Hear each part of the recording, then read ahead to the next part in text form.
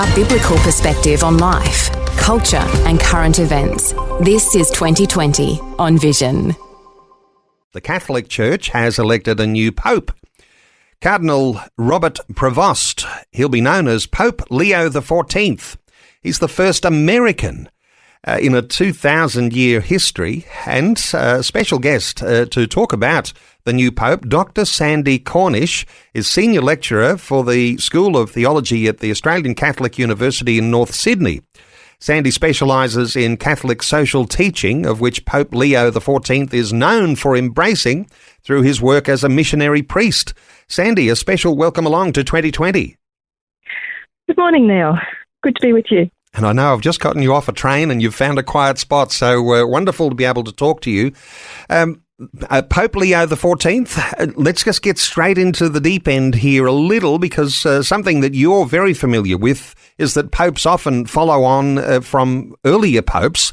Pope Leo XIII from early 20th century. Is there something that characterises the new pope, something like the older one?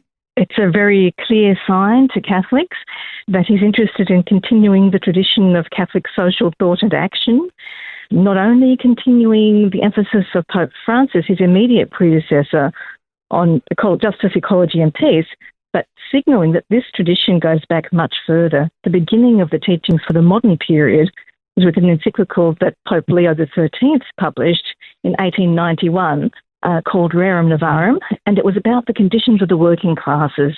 So it was about the struggles of working people. So he'll follow in the footsteps, in some sense, of Pope Leo XIII. Just on a lighter note here, as I understand it, a little bit of research I was doing, the new Pope is quite familiar with Australia. In fact, he's a self-confessed lover of Tim Tams and familiar with Vegemite, but not such a big fan. Are you across any of that sort of thing? I hadn't known that, but we are certainly looking forward to the prospect of him possibly coming to the International Eucharistic Congress here in Sydney in 2028. Good that he knows about Vegemite. There might be an intimacy with Australia. Hey, these strong roots in pastoral work, and his work was in Peru, and he's also a canon lawyer. So he's got these sorts of pastoral roots, and the fact that there's a South American influence once again, does that say something about why he might have been elected? Well, I think it's very striking that he's the first North American Pope, but he's also, in a sense, a Latin American Pope, because he spent most of his life in ministry in Peru, and he's actually a citizen in Peru as well, so he's a dual citizen of the United States and of Peru. The absolute antithesis of building walls between North America and Latin America. So, yeah, he's made a very clear choice in his life about solidarity with those on the margins and with those from countries that are poorer or less advantaged. His work has been very much pastoral, but he's also done a range of different things within the church, which is helpful for someone in the top job, as it were.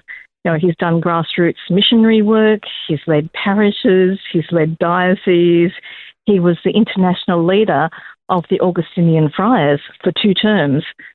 And he was also, until now, the head of the dicastery, so the leader of the unit of the Vatican that was tasked with helping the Pope to appoint bishops for dioceses all around the world. So in many ways, a very global perspective on the church already. So he knows the mechanisms of the church. He's worked in it at various levels. He knows a lot of people. A mover and shaker in the Catholic Church. You mentioned he's very quiet as well. He's not one of the kind of rock star cardinals who are very much in the news and the speculation before the consistory. So, yes. So he's got this... He's known as being very steady. He's got this dual citizenship, North American, South American. I've heard he's been described as a man who would not be Donald Trump's choice. Some might be thinking, is there some sort of alignment, with very powerful people, Donald Trump, J.D. Vance, and here's an American Pope on side. Any thoughts there for those who might be thinking that there could be some political connections, or maybe you think there is? No, I think the teachings of the Church that stand in opposition to many of the policies of Mr. Trump have been the teachings of the church for more than 100 years. We're not being pushed around by Donald Trump's views of things. We're not choosing our leader in relation to Donald Trump, but in relation to the needs of the church at this time. He's been outspoken, hasn't he, on American immigration and deportation policies. One of those things that puts him at a contrast to where Donald Trump is now. And no doubt, as you say, the church is not the lapdog of any politician. The church makes its own policies, and those sorts of policies, as you say, they've been around for, 100 years? More than 100 years, but you can find official teachings for the modern period going back 100 years. And so he shares the former Pope Francis's views on migrants and the poor and on the environment. Was this important, do you think, that Pope Francis might have had some preference for Prevost taking over the papacy? Well, popes don't get to anoint their successors.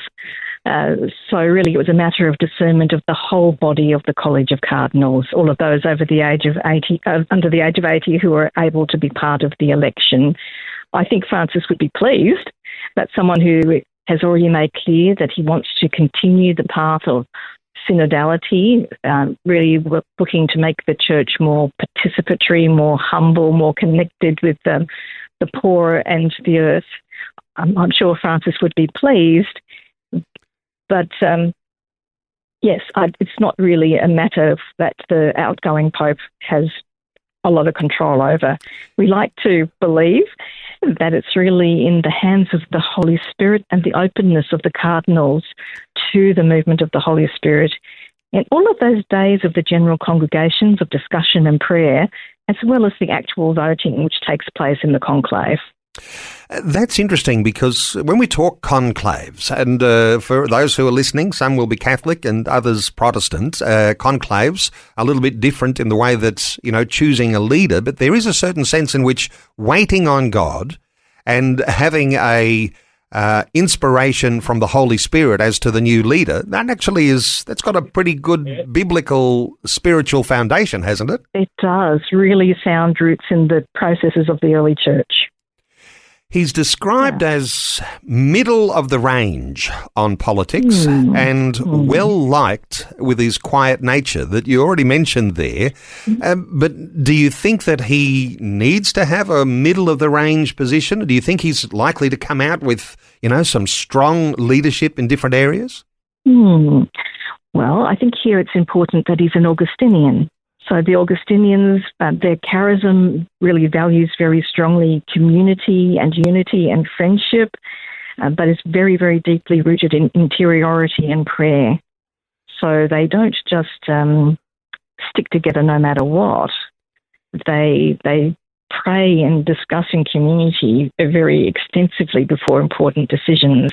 But he will be someone very accustomed to holding in creative tension a diversity of experiences and views. The Augustinians are, I can't think of any continent where the Augustinians are not. So he's got plenty of experience in dealing with very diverse groups, with very diverse experiences and views.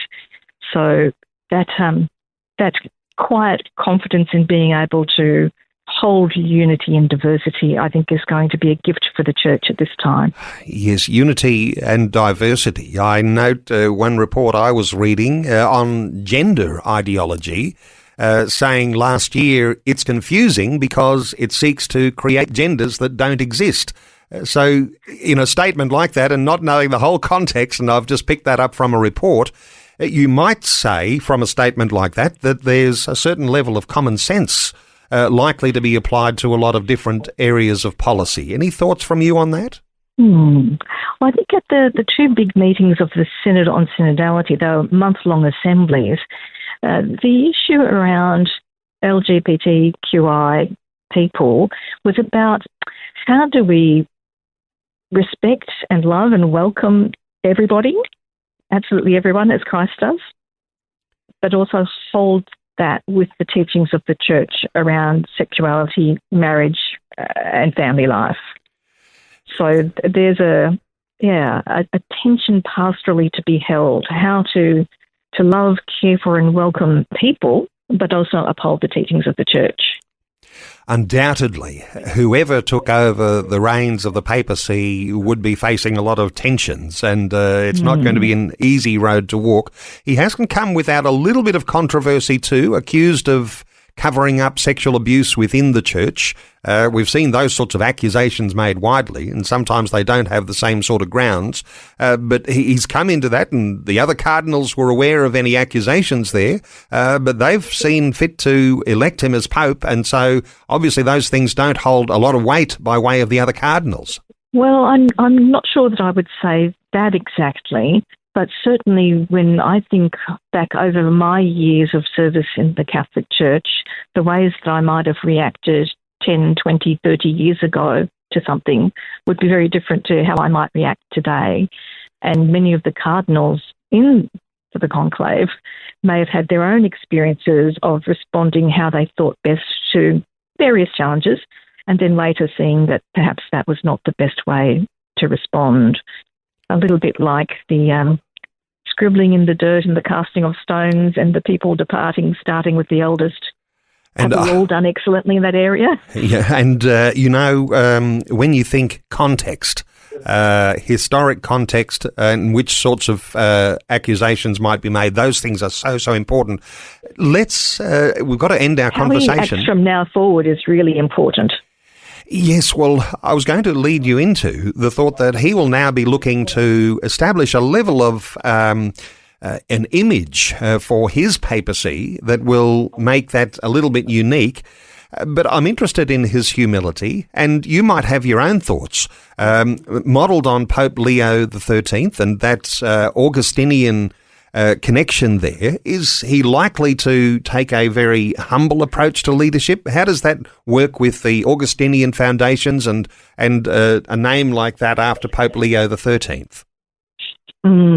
Humility is a quality that's very much prized by Augustinians. That, in the formation of young men to become Augustinian friars, that they really are encouraged to develop that disposition. So I would expect to see it in his leadership. Wonderful insights. Dr. Sandie Cornish is Senior Lecturer from the School of Theology at the Australian Catholic University, North Sydney. You could connect with Sandie via the university website, acu.edu.au,